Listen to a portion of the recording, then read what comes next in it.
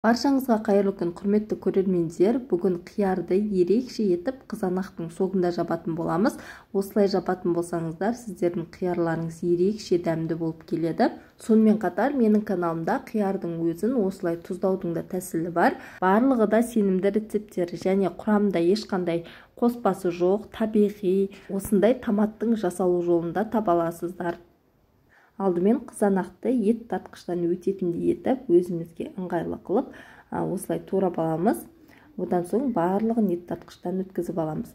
Міне менде ет тартқыштан шыққанда осындай көлемде шықты. Қызанақты қайнататын сырлы ыдысыма құйып алдым. Оттың астын қатты қойып, қызанақты бір қайнатып аламыз. Бір қайнап шыққаннан кейін оттың астын баяу етіп қойып 20-25 минут уақыт қайнатып алатын боламыз. Арасында әрине осылай қозғап тұру қажет болады.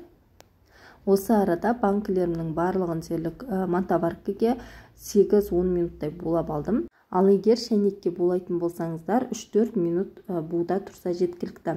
Қақпақтарын осылай 3-4 минуттай қайнатып алдым. Қосатын дәмдеуіштерінде алдын ала дайындап аламыз. Болгар бұрышын 4 бөлікке бөліп осылай дайындап алдым. Одан кейін хреннің жапырағы, қара кептірілген ірі бұрыш, лавр жапырағы, қалауыңызға қарай ащы бұрыш, сарымсақ, уксус, қант және тұз қажет болады. Стерилденіп дайын тұрған банкілерімізге барлық қоспаларын салып шығамыз. Алдымен мен хреннің жапырағын 2-3 орап салдым. Хрен жапырағының кішілеу түрін 1 литрлік банкіге салып, барлығын осылайша дайындап алдым. Осы орайда қалауыңызға қарай ащы бұрыштан қосып жіберсеңіздер де болады. Мен осындай бүтін ащы бұрыштан барлығына дерлік бір данадан қосып алдым. Сарымсақтан да қосамыз. Мен барлық банкіге 2-2 дана сарымсақты қосып дайындап алдым. Сонымен қатар бір болгар бұрышын мен 4 бөлікке бөлдім. 1 литрлік банкіге 2 данадан, ал 2 литрлік банкіге 3 данасынан қосып шықтым. Және лавр жапырағын қосамын. 1 литрлік банкіге 1 данадан, 2 литрлік банкіге 2 данадан қосып шықтым. Және қалауыңызға қарай кептірілген ірі қара бұрышты да қоссаңыз болады. Соңында қиярларымыздың барлығын видеода көріп тұрғандарыңызды етіп тығыздап үстінен баса отырып салып аламыз. Симаған бөліктерін 2 немесе 3 бөлікке бөліп салсаңыздар да болады. Қиярдың барынша майда түрін таңдағандарыңыз дұрыс. Менде орташа көлемде қиярларды таңдадым. Барлық банкіме осы видеода көріп тұрғандарыңызды етіп тығыз етіп салып дайындап алдым. Осы арада біздің қазандағы суымыз осылай қайнап дайын тұруы қажет. Қатты қайнап тұрған суды суытып алмай, банкіміздің үстінен барлығын құйып шығатын боламыз.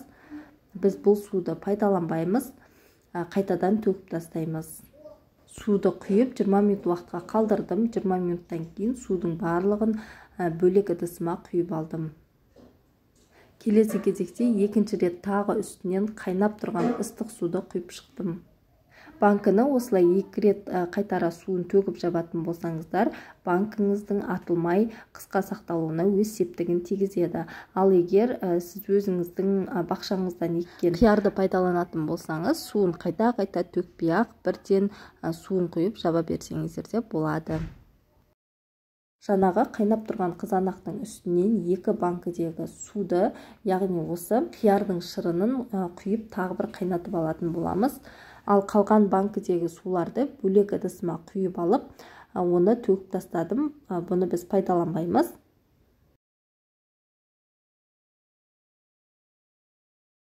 Суымызды 2 қайтара төгіп болғаннан кейін қоспасын сала бастаймыз. Мен 2 литрлік банкіге 2 ас қасық тұз, 1 литрлік банкіге 1 ас қасық тұздан салып дайындап алдым. Ал егер 3 литрлік банкіге жауып жатқан болсаңыз, 3 ас қасық тұздан қосамыз. Енді қанттан қосамын. Мен қантты дәл солай 1 литрлік банкіге 1 ас қасық қант, 2 литрлік банкіге 2 ас қасық қанттан салып шықтым. Және банкіміздің атылмай қысқа дейін жақсы сақталу үшін аспирин пайдаланамын. 1 литрлік банкіге 1 дана аспирин, 2 литрлік банкіге 2 дана аспириннен салып шықтым. Және үстінен кішкене ғана уксусты қосып шығамыз. 1 литрлік банкіге жарты шай қасық уксус, 2 литрлік банкіге 1 шай қасық уксустан құйып шықтым.